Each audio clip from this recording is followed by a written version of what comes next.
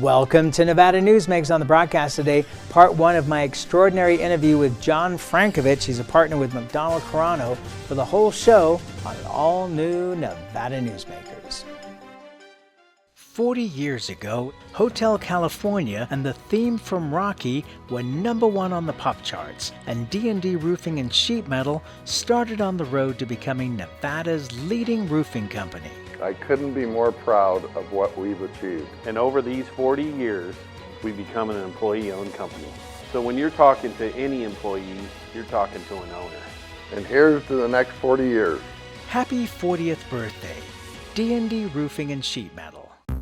Retail's impact on Nevada's economy? Enormous. 8,600 businesses, large and small, employing 145,000 workers. And last fiscal year, retail paid tax on nearly $60 billion in sales. We're the Retail Association of Nevada. We support retail, we help it grow, and we mean business. RANNV.org.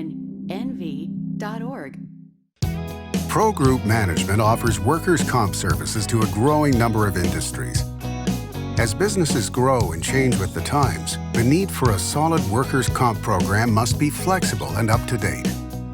The evolving nature of regulations can make staying ahead of complex tasks challenging. But Pro Group Management simplifies the work so your industry can move forward and succeed. Pro Group Management, workers' comp that works for you. Truck drivers are some of the hardest working people you'll meet, delivering over 70% of America's freight and 92% of Nevada's. When there's a natural disaster, they're delivering critical supplies to help those communities recover and rebuild. Every sector of the economy and our nation's military rely on truck drivers. So let's take a moment to say thank you. On the open road or city streets, our truck drivers are rolling to make our economy and our nation stronger. Trucking moves America forward. This is Nevada Newsmakers with host Sam Shad, a no-holds-barred political forum. Now, from the Nevada Newsmakers broadcast headquarters, here is Sam Shad. And back on Nevada Newsmakers, we have a very special show today here because we have a Reno legend, a legal legend, John Frankovich. He's a partner at McDonald Carano. Pleasure to have you on the program, sir. Nice to see you, Sam. I was looking at your bio. You started at McDonald Carano in '73. 46 years ago. Yeah, right out of school, right? No, I spent 2 years in the Washoe County District Attorney's Office, and actually it set the stage for my career because I was in the Civil Division. I represented the Planning Department. I represented the accounting engineers, knew all of the development people, and that's what I ended up doing in most of my career, is representing developers. Okay, so obviously, Don Carano was a part of that law firm, the beginning of it. He was my mentor. So who was he in 1973? Well, he was a young lawyer, and he represented developers, and he was close with Bob McDonald, who was also the founder of that law firm. And he wasn't what he became, but he was very, very dynamic and very, very smart. I mean, people here know about his casino business, they know about his wine business. They don't know so much about his legal talents. He was a very, very fine lawyer. He specialized in real estate and then got into gaming and parlayed those into a pretty good career, let's say that. To say the least. So in 1973, where the El Dorado was going to be was the wrong side of the railroad tracks in downtown Reno. Yes. How crazy of an idea was it then? How big was the town even? Well, I think in those days Reno was about 50,000 people, and nobody had been north of the tracks. I mean, there was a railroad going there, which is one of, I would also indicate, one of Don Carano's successes. He was instrumental in getting it lowered, so it's not there anymore, which was a lifelong project. But I don't know why. It was just a psychological barrier more than anything. Nobody had ever put a casino north of the tracks. Don had been involved in, prior to that, in the Pioneer with a great deal of success in the entertainment, food, and gaming business. And so he understood the business. But that was family property. I mean, it wasn't as if there was a lot of property available, and that was part of his family. And he put the family group together and said, let's try it. And started with 200 rooms in a coffee shop and on family property, and he was the type of person that always wanted to grow, and he started buying all the property around him and every time one came available, he bought it over the years, and was very, very successful. And I think he was successful because of his style. He was very personable with people. He liked people. He liked his employees. He showed up and always had a presence, and was very gracious, not only to the employees but all of the guests. And his saying that's become legendary was that they couldn't afford Frank Sinatra and Sammy Davis Jr., so food had to be their star. Mushroom raviolis was his Frank Sinatra, he would say, yes, and they specialized in food, and he had the Italian heritage, and he loved food and loved Italian food, but they specialized in all sorts of food, and I think even if you go up there today, you get the best food in Reno. Yeah, I would not argue with that at all. The expansion happened in 1978, correct? That was when MGM was about to open, and then there were 4 properties downtown that either expanded as the El Dorado did or were new, and that was an incredible time for Reno. Yes, it was. Yes, the El Dorado expanded in '78, but the El Dorado never stopped expanding from the day they opened. There was a series of expansions, but '78 was one of them, and our firm represented most of the entities that were in the process of expanding. We represented MGM, we represented Circus, Harold's Club, and of course the El Dorado, which was expanding at that time. We also represented, which was originally the Sahara Reno, which was the Del Webb company, which became the Reno Hilton and is now the Montage condominium. But we represented all of those, and it was a big... So you pretty much represented all of downtown Reno? Well, we didn't represent Harris, but other that was the only Harris, one? Most of downtown Reno we represented, yes.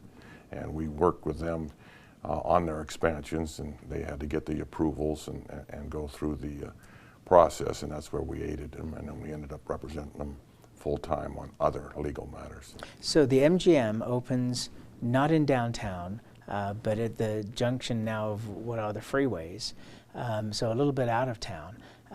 How scared, well, not out of town, but out of the downtown, how concerned, scared were the downtown properties about this, at the time, 1,000-room hotel, but developed into a 2,000-room hotel, coming up out of downtown? There was certainly some concern as to what impact it would have.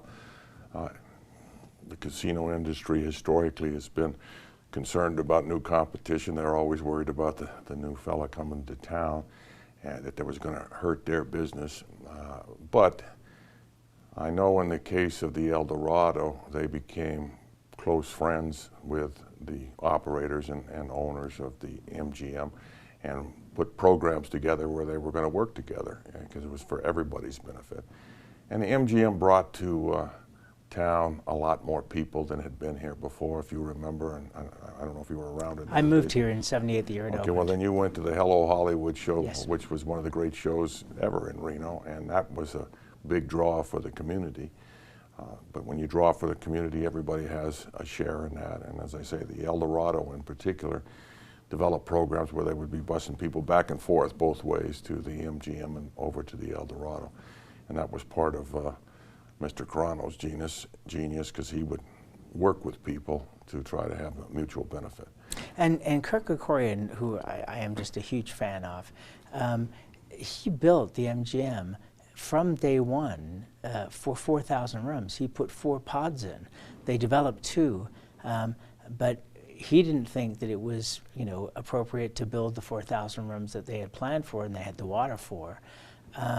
I was stunned, and we're just jumping ahead real quick, we'll go back again, to think that anybody would own 4,000 rooms, which now El Dorado Resorts does in downtown Reno. Well, at that time, that was unheard of course, that many rooms. And the 1,000 rooms that they built the first time was by far the largest place ever in Reno. And not too long thereafter, they did their second phase, which was another 1,000 rooms. Kerkorian was a big thinker. I mean, I have no doubt that he designed it to be bigger, but I think the market conditions dictate, like they do in so many instances, how big you're going to get. And they were doing very, very well, and Reno was doing very well when they did their expansion. And that was controversial at the time, the additional 1,000 rooms, but that was approved and built. Everything in Reno gets controversial. Sure. There's always a faction that says, I don't want to get any bigger, we don't want any more people. I mean, Reno is a gym. I mean, I've lived here my whole life and I love it here, but a lot of people don't want to see it grow sometimes, and there was a lot of opposition, but MGM prevailed on that and was approved for their 1,000-room addition, and I think it's been a good addition to Reno. Oh, to say this, Phil Satry says that Kirk Kerkorian never fell in love with his assets. So when the time was right and Bally's came along to want to buy the property, he had no problem selling it. Well, I wasn't involved in that transaction. I did know Mr. Kerkorian. I actually got him a gaming license one time, and we sat and listened to the Gaming Commission go over their agenda, and I talked to him. So he's another very fascinating, pleasant, kind man, although a genius as far as business. But I don't know why he sold, but it didn't surprise me that he did sell. I mean, and if Phil said that, I have a lot of confidence in Phil Satry that he knew what he was talking about. Yeah, and I mean, you can just look at the history. The International Hotel became the Las Vegas Hilton, which is now Westgate. I mean, you know, he sold the Las Vegas MGM, which became Bally's, and before he built, you know, the MGM. And then, of course, when the time was right, he had no problem whatever taking advantage of any situation. So when Steve Wynn's stock price went down, he zoomed in and bought Mirage Resorts. Well, in the case of the MGM and the acquisition in Reno, our firm also represented Bally's at that time, and Bally's was very interested in being in the casino business, and they were looking for places. I mean, they were a manufacturer of gaming equipment at the time, the largest in the world, but they wanted to get into the nitty-gritty of the gaming business, and so it didn't surprise me that they bought Reno. They bought Las Vegas, also the MGM down there, and stayed in there, still in this gaming business today, although not so much in Nevada. I think they're in New Jersey now. But my understanding is that one of the functions that they wanted those properties for was the cash flow to be able to support their athletic clubs that were not doing so well, and they needed the cash flow to go towards that. Well, I don't know their interior financial plans, but they had the what was it, 7 flags or 9 flags or whatever it is, and that was amusement parks that weren't doing as well as the casino industry, so that would make some sense, but I don't know the details of that. All right, so 1978, you see the boom, and at that time, my understanding was that Reno and Las Vegas were lateral, that if you were going to move from Reno to Las Vegas, it wasn't really going up in market, it was just going laterally. Would you agree with that? Well, I'm not sure what you mean. I think Las Vegas always had a bigger market than Reno. Not always, but it didn't by always 78. Act that. Yeah, but it didn't always act that way. I mean, for example, broadcasting. I mean, the level of quality in the Las Vegas television and radio stations was about the same as Reno. It was not that they were a big step up in market. They may have had a little bit more population base, but... Well, I personally think the person that changed that was Steve Wynn. Absolutely. In Las Vegas, and that changed the whole landmark or landscape of Las Vegas and made it take a giant step forward ahead of Reno. I'm not saying Reno was doing poorly, because in '78 Reno did expand, and it has done well, even through some recessions and a couple of recessions in northern Nevada. But can't compare to what Las Vegas became after Steve Wynn and MGM getting involved and everybody else. There's nothing like it in the world. Right, and it was a conscious decision by Reno, as you alluded to earlier, that Reno did not want to become Las Vegas. They did not want to have that kind of growth. They wanted to maintain more of the lifestyle that Reno had grown accustomed to from the beginning of the 20th century. I agree with that. I think people that have spent time in Reno say this is a great place to live, and it's very different than Las Vegas, and they enjoy the differences.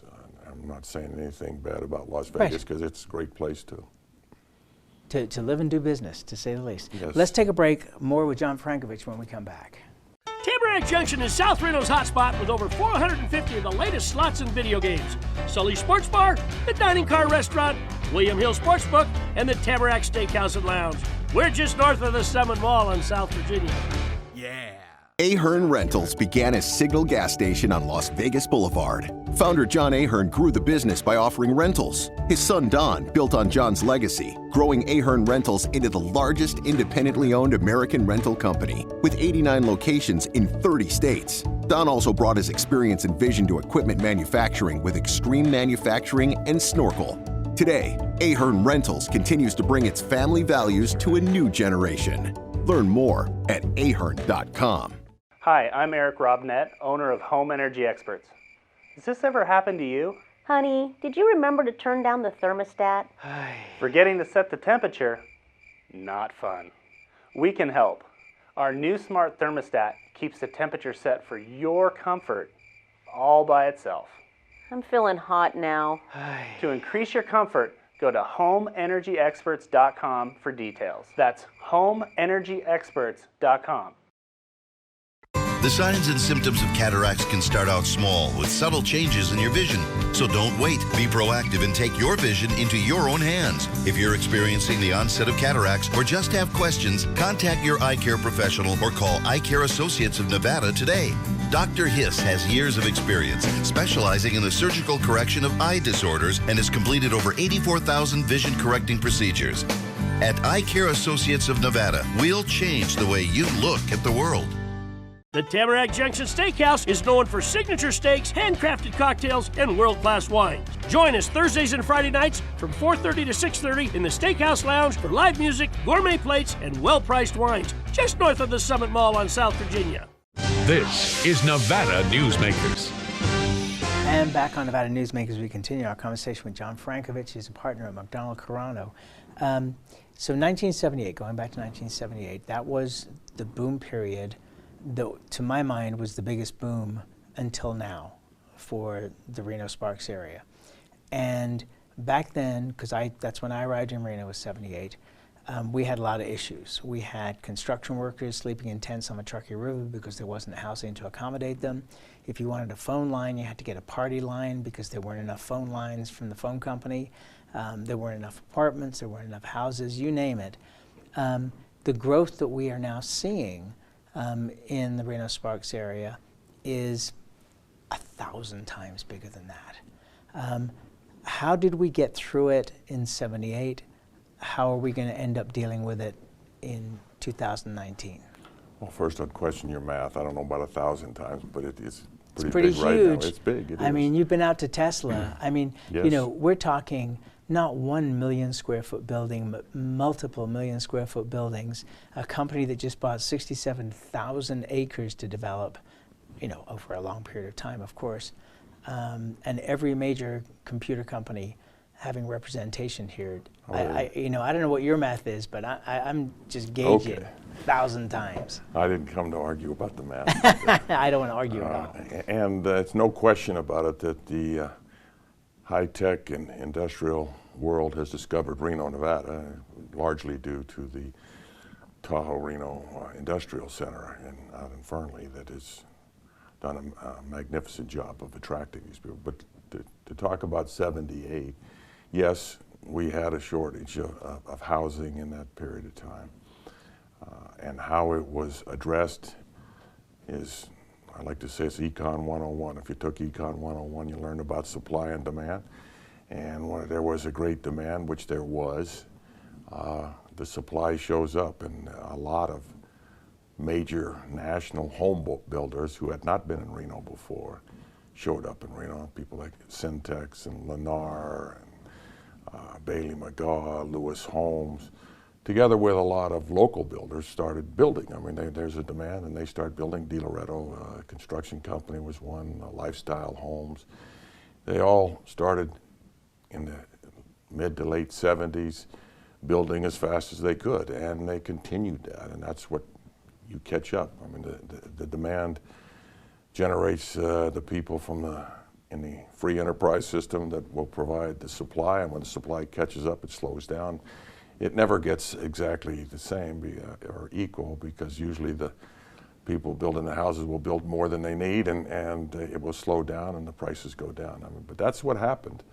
All of these companies showed up and started building homes in Reno, Nevada, and around the area. I don't just mean in Reno, north of town, Sparks, south of town, all over Reno, and because there's a lot of land available at that time, and the economic model will work so long as there's not too much governmental interference. I mean, that's again Econ 101, and actually in the 70s there was one constraint that was that caused some problems in the development of housing, because the community, Reno, Sparks, and Washoe County has a major sewer plant, and we ran out of sewer capacity. And that obviously slowed things down until they got control of it and expanded the sewer plant. But when you have a restriction like that, that slows you down. But it took care of itself by the free enterprise system, which I'm certainly a big believer in, and econ, and it worked. So right now, we had a chat at a luncheon recently, and that's how I invited you to come onto the program. Since then, there's been an announcement of 2 major industrial parks being built in the Fernley area. I talked to the mayor of Reno in a show that aired a week or so ago, and she said that, because I asked her, do you think therefore Fernley is going to expand? She said people are still going to want to move to Reno and Sparks. That's still going to be an area that even if people are working in Fernley. Do you agree with that, or do you think that we're going to see more growth happening east of town? Well, I think we're going to see growth all over in light of what you just said, which is, again, the tech world has discovered this area and it has so many advantages, not only from a business standpoint, but from a lifestyle standpoint. When people spend some time in Reno, they recognize, hey, this is a good place to live. And of course, we have a lot of business incentives and tax incentives to be in Nevada. And I don't think the growth is going to be limited to Reno, but I think it will take place. It's already taken place in Sparks also, and it's starting to head further east. And I have no doubt that there will be some large developments, housing developments done in Fernley also. It's just the nature of the business cycle. I mean, again, I would go back to what happened in '78. It's happening again. There's more houses being built now, a lot more houses to try to accommodate the growth in the workplace. And it's a different type of worker coming here now.